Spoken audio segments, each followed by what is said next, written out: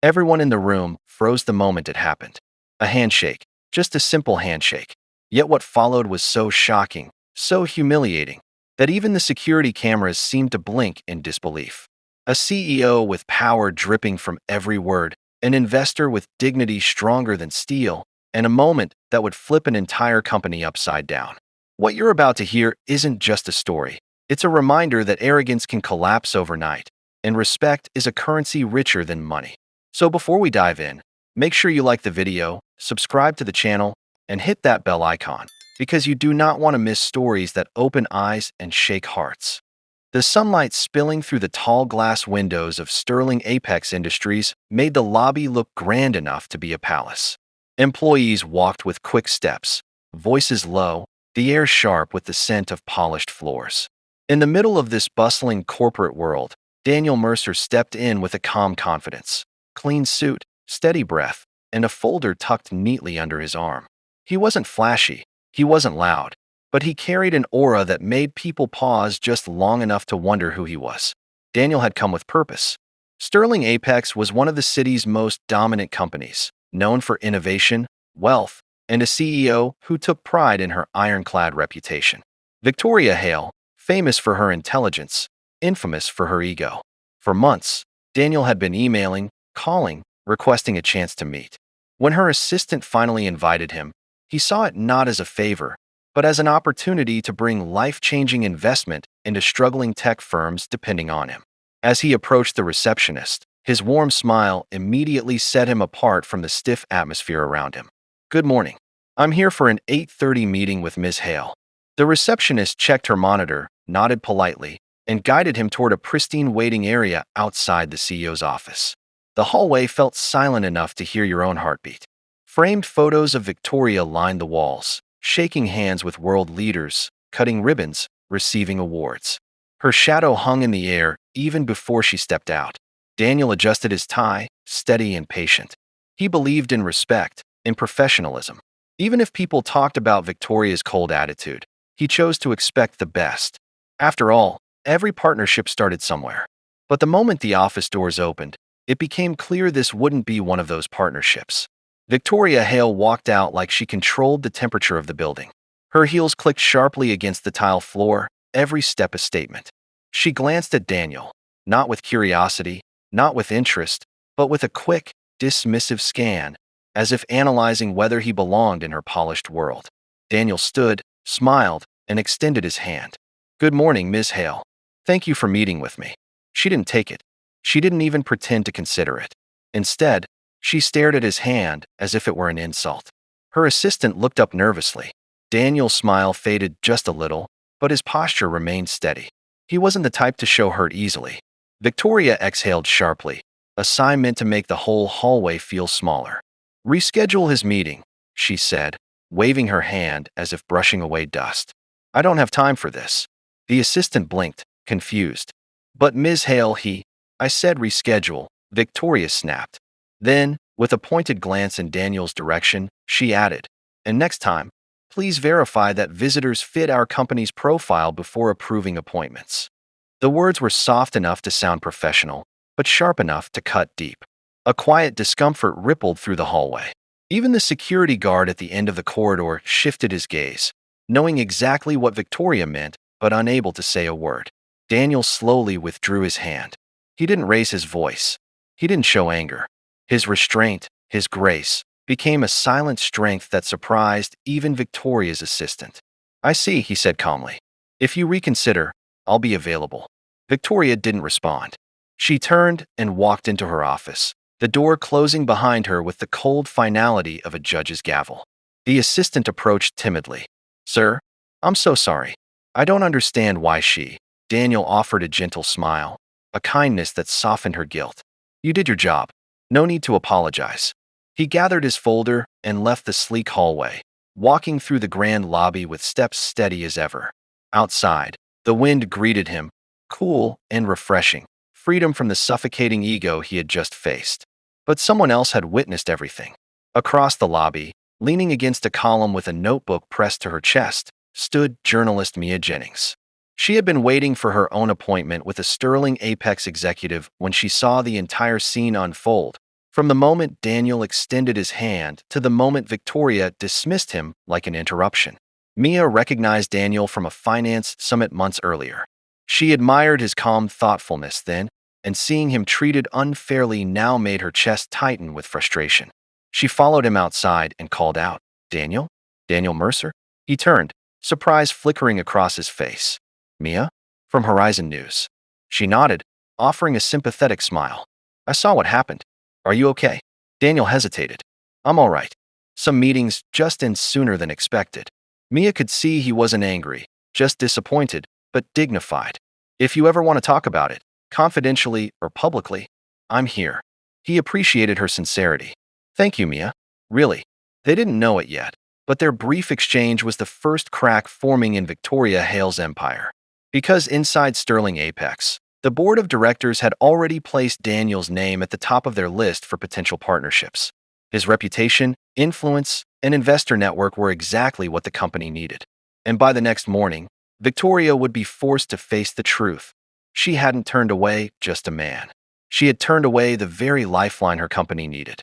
The next morning arrived with the kind of sharp tension that buzzes through corporate offices long before anyone understands why. Sterling Apex's 32nd floor, usually quiet and orderly, hummed with unusual whispers. Employees glanced at each other, sensing something shifting beneath the surface. And at the center of it all was a closed-door meeting called by the board of directors, one Victoria Hale had not authorized, which alone was a red flag the size of a billboard. Inside the boardroom, the atmosphere was stiff. 12 people sat around a long polished table, their expressions serious. On the screen at the front of the room was a name in bold letters, Daniel Mercer. Under it, a list of investment groups, companies he had supported, success stories, testimonials from CEOs who praised his integrity and vision. Daniel wasn't just an investor. He was a rising force, quietly lifting small and mid-sized firms into stability, helping them scale, helping them survive. While Victoria prided herself on dominance, Daniel prided himself on impact. Board director Eleanor Briggs adjusted her glasses and tapped the table lightly.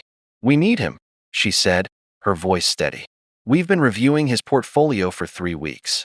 His proposal is strong, his investors trust him, and more importantly, he aligns with sustainable long-term growth." Another director nodded. "If the market dips again, his funding network could cushion us. Not to mention his reputation is spotless."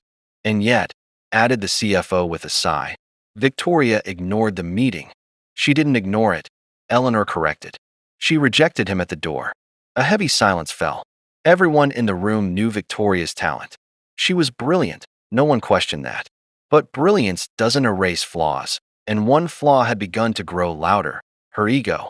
Her habit of dismissing people she didn't deem important enough. Her inability to see value where it didn't wear the image she preferred. The COO leaned forward. "We have 2 choices. We either risk losing Mercer to another company, or we intervene." Eleanor crossed her arms. "We intervene." And with that, the board made a decision that would send shockwaves through Victoria's day. They summoned her for an emergency meeting. Victoria stormed into the boardroom 20 minutes later, her heels striking the floor like angry punctuation marks. "Someone explain to me why I'm being pulled from a planned investor call." Eleanor didn't flinch. "Because you dismissed Daniel Mercer yesterday." Victoria rolled her eyes. "If this is about the man who showed up unprepared, he wasn't unprepared," Eleanor snapped. "You didn't even speak to him." Victoria's jaw tightened. "He didn't fit our profile." "And yet," the CFO said as he gestured toward the screen, "he fits the future of this company better than anyone you've met in months." Victoria stared at the display, annoyance flashing across her face. "You're basing this on what, some articles? His LinkedIn profile?" "No," Eleanor replied firmly. "We're basing it on results. On numbers. On character. The exact things this company is supposed to respect." Victoria hated being corrected. She hated being challenged even more. But as she scanned the documents projected on the screen, her expression subtly shifted. Not much, just a small narrowing of the eyes, a faint tapping of one finger against her arm. But it was enough. Something inside her recognized the truth. She had made a mistake. Still, she tried to salvage her pride. Even if he is impressive on paper, dismissing one meeting isn't a crisis. It is when you insult the man our company desperately needs, the CFO said bluntly. We need you to fix this. Victoria's pulse kicked up. Excuse me. You're going to call him, Eleanor said, folding her hands. Today? And you're going to request another meeting. Victoria's throat tightened. The words felt like sandpaper. Request. Yes, Eleanor said. You will request a meeting with him. It was the first time in years someone had told Victoria Hale to ask for anything. For a moment, she considered refusing. She considered reminding them who built this company, who signed their paychecks, who held the power here. But the truth was staring back at her in glowing white letters. Daniel Mercer wasn't someone she could afford to push away. She left the boardroom with a swirling storm in her chest, a mixture of anger, embarrassment, and something unfamiliar, regret. Meanwhile, Daniel was seated in a cafe across town, sipping black coffee while reviewing notes for another project. His phone buzzed, vibrating once, then twice. First came a polite text from Sterling Apex's assistant. Then, moments later, an email stamped with a digital signature he never expected to see. Victoria Hale. She requested a new meeting. Not scheduled. Not arranged. Requested. Daniel read the message twice, then set his phone down with a slow exhale. He wasn't vindictive. He wasn't the type to celebrate someone's embarrassment. But he also wasn't obligated to say yes. Respect isn't a door that opens only one way. Hours passed before he finally replied. Back at Sterling Apex, Victoria paced her office, checking her phone repeatedly. Each minute without a response felt heavier. For the first time in a long while, the woman who intimidated hundreds felt something deeply uncomfortable, uncertainty.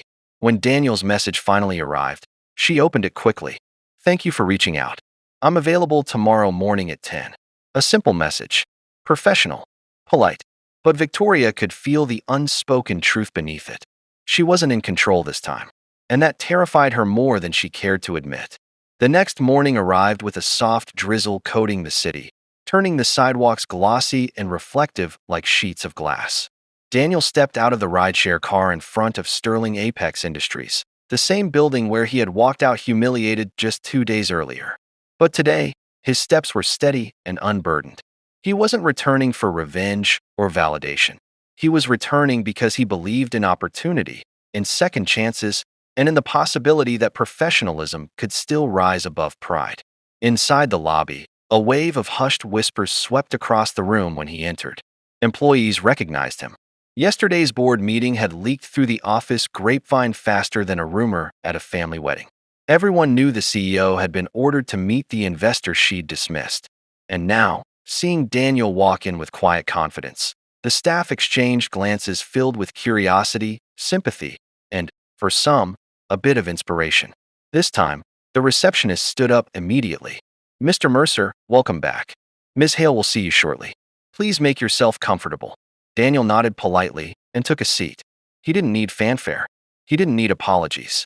He just wanted to conduct business and let actions speak louder than egos. Meanwhile, on the top floor, Victoria Hale stood in front of her office mirror, adjusting her blazer for the 5th time. She had slept poorly, tossing, turning, replaying yesterday's board meeting in her mind like a stubborn clip stuck on repeat. She wasn't used to being corrected. She wasn't used to being forced to fix anything. But most of all, she wasn't used to feeling embarrassed. She hated that feeling. Victoria finally exhaled and stepped away from the mirror. She pressed the intercom. Send him up. The elevator ride to the executive floor felt longer today. Daniel stepped out as the doors opened, once again greeted by the silent hallway filled with framed photographs of Victoria's achievements. But the energy today was different, not stiff, not arrogant. More like a room that knew change was about to enter. The assistant guided him to the office. She's ready for you. The door opened slowly, revealing Victoria standing beside her desk rather than seated behind it. A small detail, but a deliberate one.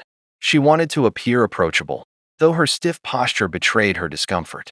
Mr. Mercer, she said, her tone calm but not warm. Thank you for coming. Daniel nodded respectfully. Thank you for inviting me again. The air hung with unspoken tension. Victoria gestured to the chair across from her desk. Daniel sat, maintaining his steady composure. Victoria opened the conversation with the professionalism she relied on. I reviewed your proposal. The numbers are strong. Your track record is impressive. My board believes this partnership could be beneficial. Daniel listened quietly. He wasn't going to make this easy for her, not out of spite, but because true accountability doesn't come from scripted lines. Victoria paused, her jaw tightening. She knew she had to acknowledge her mistake, even if the words tasted like sand. I owe you an apology for how I handled our first meeting. The silence that followed was heavier than the rain outside. Daniel remained still. What exactly are you apologizing for, Miss Hale? The question wasn't rude. It was honest. It offered her a chance to say the words properly. Victoria inhaled slowly. I dismissed you without listening. I made assumptions I shouldn't have. It was unprofessional. I regret it. It wasn't emotional. It wasn't warm. But it was sincere enough to crack the wall she had built around herself. Daniel appreciated that. He nodded once. Thank you for saying that. She relaxed by 1 degree, barely visible, but there. Daniel opened his folder and began discussing the proposal. He explained his strategy, his vision, the network of investors who trusted him, and the long-term benefits his approach offered. Victoria listened, occasionally asking technical questions, her mind working sharply as always. But something unusual was happening. For the first time in years, she was listening without ego. She wasn't looking for reasons to dismiss him. She wasn't trying to dominate the conversation. She was simply assessing facts, something she used to be great at before success inflated her pride. An hour passed, then another. Finally, Daniel closed his folder. That's the foundation. If you'd like, I can arrange a presentation with the other investors I work with. Victoria hesitated before responding. She had learned from many negotiations that now was the moment to re-establish control. But she also knew she didn't deserve to hold the reins here, not after her behavior. That would be helpful, she said. But before we move forward, I'd like to ask you something. Daniel looked up. Of course. Why did you come back? She asked quietly. Most people I've pushed away never return. Daniel thought for a moment.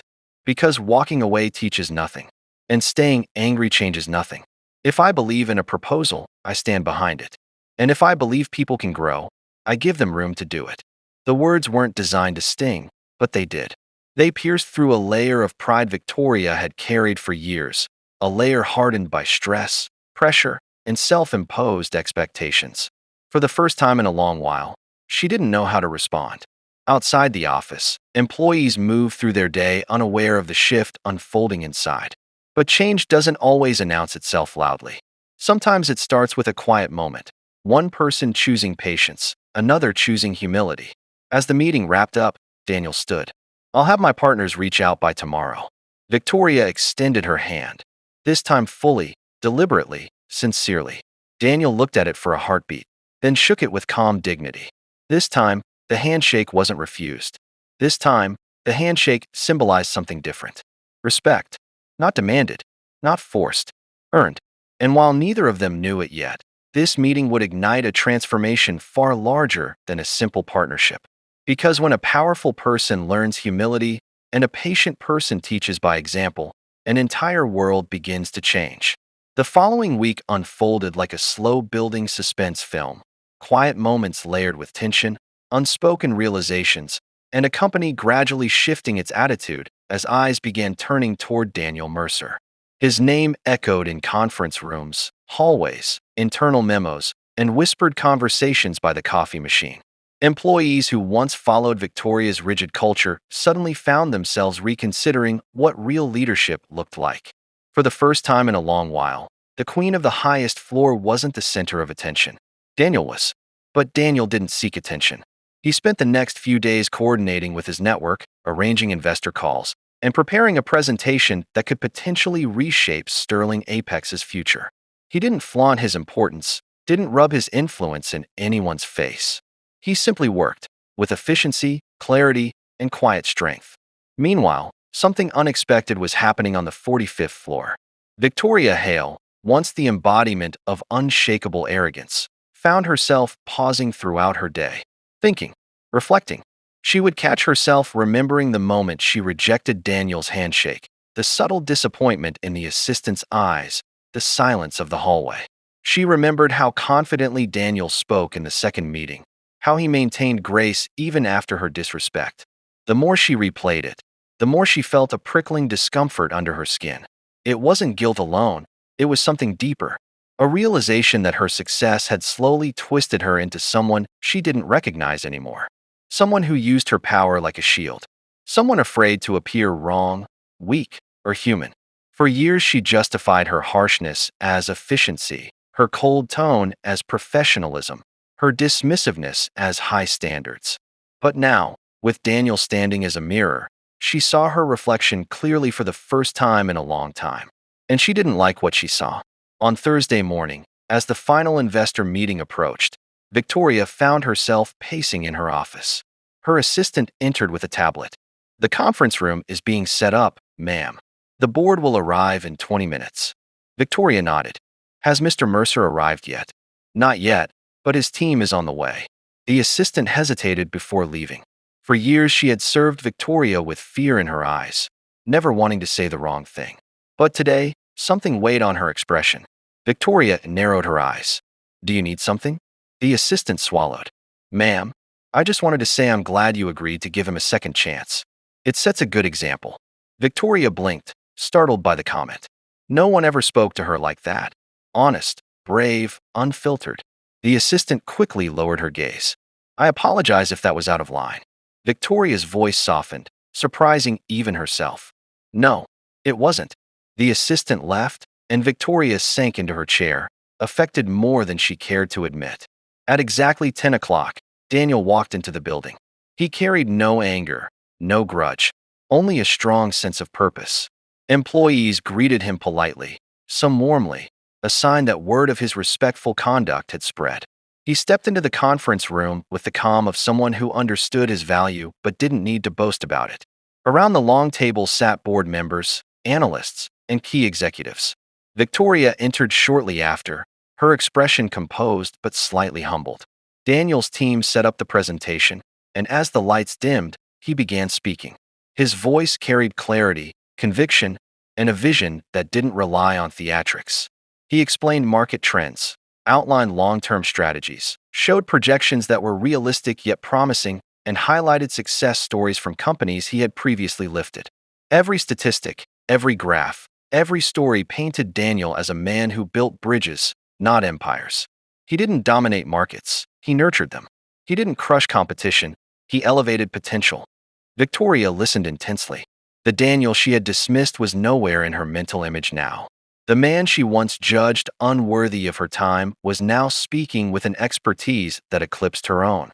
She felt a weight in her chest, a blend of admiration and self-reproach. When the presentation ended, the room filled with murmurs of approval. The board exchanged impressed glances. The CFO leaned over to Victoria and whispered, "We'd be fools not to sign with him." Victoria didn't disagree. But before she could speak, Daniel addressed the room. "I appreciate your time today. Before we move forward, I want to be clear about something." Everyone fell silent. "I value partnerships built on mutual respect, not just contracts or numbers, respect. Without it, no deal can last." The message was delivered calmly, but everyone knew exactly who the words were meant for. Victoria felt the gaze of the room shift toward her. The board waited for her reaction. Her pride trembled at the edges. And for the first time in years, she allowed herself to be vulnerable. She stood up slowly. "Mr. Mercer." "Daniel, you're right." Her voice wavered, just a little. "Respect matters. And it's something I failed to show you." The room grew still. She continued, her tone more human than anyone had heard in a long time.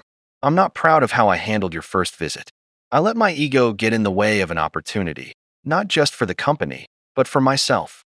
Daniel's eyes softened with understanding, not judgment. Victoria took a breath. "If you're willing to move forward, I'd like to rebuild this partnership properly." The board looked at Daniel, waiting. The decision rested entirely on him. He had the power to reject her, to embarrass her, to give her a taste of her own medicine. But that was never the kind of man he was. Daniel stood, hands relaxed at his sides. "I believe in learning," he said. "And I believe in giving people space to grow. I'm willing to move forward." A collective exhale filled the room. The board smiled. The tension dissolved like mist under sunlight. And Victoria, perhaps for the first time in years, felt gratitude instead of pride. Daniel's handshake met hers again. This time, she held it with respect. This time, she didn't let go first. But neither of them realized that outside the conference room, someone was watching quietly, a journalist who had witnessed everything from the beginning. Mia Jennings. And she had just seen the start of a story much bigger than a business deal. The morning sunlight spilled across the city like a promise, warm and bright. But inside Lena's office the air felt even warmer, filled with a quiet, satisfied calm that came after a night of hard decisions and bold choices. Amara sat in front of her, her posture relaxed in a way Lena had never seen before. Not confident, not arrogant, but peaceful. A woman who finally felt seen. A woman who finally felt respected. And Lena felt proud that she had been the one to help make that happen. So she said yes? Lena asked, unable to hold back the hopeful smile. Amara nodded, and for a moment, her eyes softened with disbelief, like she still couldn't fully accept that everything she had fought for had finally tilted in her favor. She said yes, she whispered. Evelyn signed the agreement. Clean, transparent, mutual respect sealed in writing. Lena's breath released in a warm rush. I'm so glad. You deserve this. And you deserve credit, Amara said gently. Not many CEOs would have admitted they messed up the way Evelyn finally did. But not many would have pushed her toward doing the right thing like you did. Lena shook her head. No, you walked into her office yourself. You spoke your truth yourself. You held your ground yourself.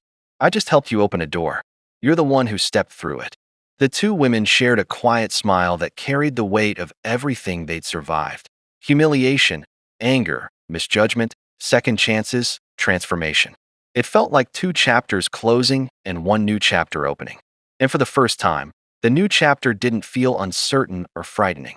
It felt bright, like the sun spilling across the city. Are you ready to sign your end of the partnership? Lena asked softly, more ready than ever. Amara stood, her steps light and deliberate. But as Amara raised the pen, she paused. Before I sign this, can I say something? Of course, Lena said, leaning forward. Amara inhaled slowly, letting the moment settle. I don't forgive Evelyn because she apologized. I don't forgive her because she needs me now. I forgive her because I won't let her mistake define me. I won't let it control me. I won't let it shrink me. Lena felt a quiet ache in her chest, admiration, pride, something deeper. And I'm signing this, Amara continued, because I deserve to stand in rooms where my worth is acknowledged. Not as a favor, not as an exception, but as a fact. And from this moment on, I won't let anyone make me feel like I need to beg for a place. She clicked the pen. She signed. And just like that, the partnership became real. A wave of warmth spread through the room as if the walls themselves were exhaling. Lena stood to shake Amara's hand, this time with sincerity, with gratitude, with respect stitched into every inch of the gesture. But Amara didn't shake immediately. Instead, she looked at Lena deeply. This handshake means something different now, she said. This one isn't about investment, or money, or needing approval. This one is about two women deciding to make something meaningful together. Then let's make it count, Lena whispered. Their hands met, steady, equal, firm. No awkward hesitation. No unspoken bias. No power imbalance. A clean, dignified, powerful handshake. At that very moment, the office door cracked open. Evelyn stood there quietly, watching them. Her posture was humble, shoulders lowered, chin slightly bowed, not in shame, but in reflection. I just wanted to say, Evelyn started, her voice soft. Congratulations. To both of you. Amara nodded politely. Not cold, not bitter, just calm. The calm of someone who had let go of something heavy. I hope, Evelyn added carefully, that with time, I can prove I'm learning. I know trust won't rebuild in a day, but I'm committed. Lena looked at her colleague with a measured but hopeful gaze. Commitment is a start, and a start is better than pretending nothing happened. Evelyn managed a small smile before stepping back out. The door closed, and with it, something heavy seemed to close as well. An old wound, an old mistake, an old chapter. Gone. Amara turned back to Lena. So what's next? Lena's eyes sparkled. Next, we build something extraordinary. Something that proves talent doesn't need permission.